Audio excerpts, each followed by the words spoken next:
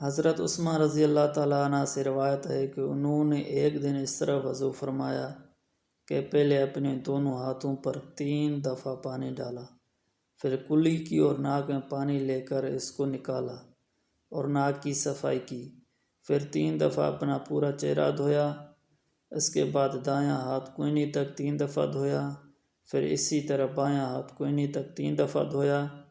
اس کے بعد سر کا مسح کیا، پھر دایاں پاؤں 3 دفعہ دھویا، پھر اسی طرح بایاں پاؤں 3 دفعہ دھویا۔